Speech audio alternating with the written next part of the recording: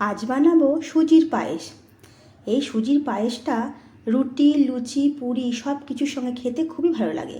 ছোট বড় সবাই খুব পছন্দ করবে। নমস্কার, আমি টুলু। আমার আর এক নতুন রেসিপিতে আপনাদের সবাইকে স্বাগত। এই সুজির পায়েসটা করার জন্য প্রথমেই আমি গ্যাসে একটা কড়া বসিয়ে নেব। দিয়ে দেব 2 চামচ ঘি।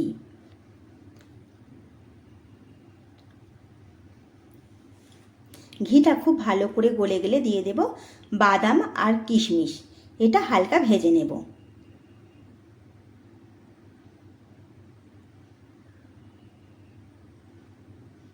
বাদাম কিশমিশটা ভাজা হয়ে গেছে, এবারে আমি তুলে নেব।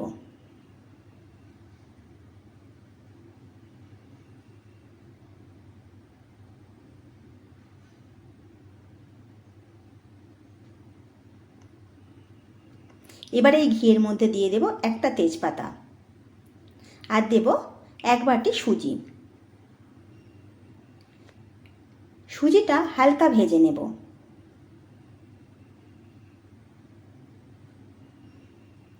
সুজিটা খুব বেশি লাল করব না, এটা হালকা ভাজবো। এই সুজির পায়েসটা করার জন্য বেশি ভাজলে এটা খেতে ভালো লাগবে না, সেই জন্য সুজিটা হালকা ভাজবো।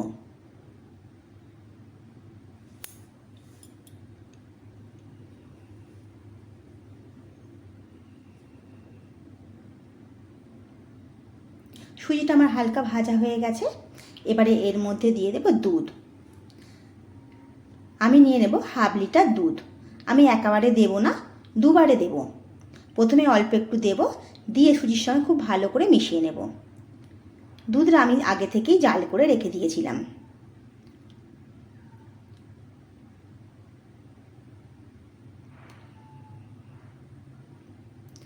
আবারও একটু দুধ দিয়ে দেব। এবারে সুজির সঙ্গে খুব ভালো করে মিশিয়ে নেব।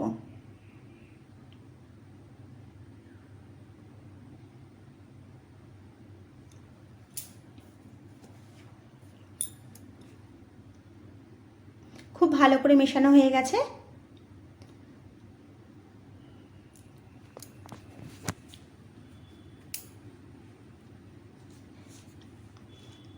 এবারে এর মধ্যে দিয়ে দেব 3টে ফাটানো এলাচ আর দেব একটা বড় এলাচের দানা বার করে রেখেছি, সেটা এর মধ্যে দিয়ে দেব। খুব ভালো করে মিশিয়ে নেব। বড় এলাচটা দিলে এটা সুজিটা খেতে খুব ভালো লাগে আর এর টেস্টটা খুব ভালো হয়।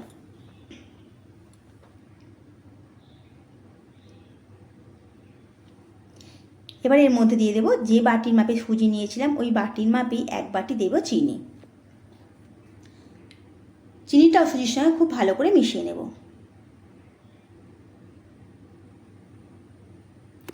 চিনিটা গলে গেলে একটু পাতলা হয়ে যাবে, এবার একটু ফুটিয়ে নেব এটা।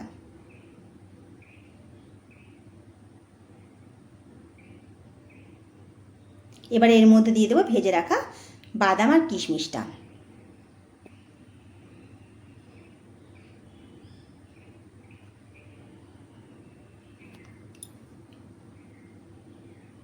খুব ভালো করে মিশিয়ে নেব। এবার এর মধ্যে দেব 1 চামচ ঘি। ঘিটাও খুব ভালো করে সুজির সঙ্গে মিশিয়ে নেব।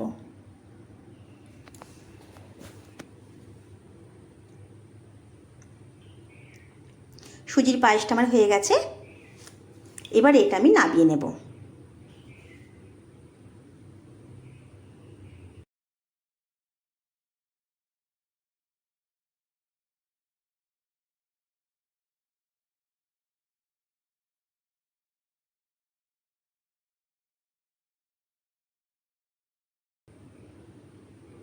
ওপর থেকে কিছু বাদাম ছড়িয়ে দেব।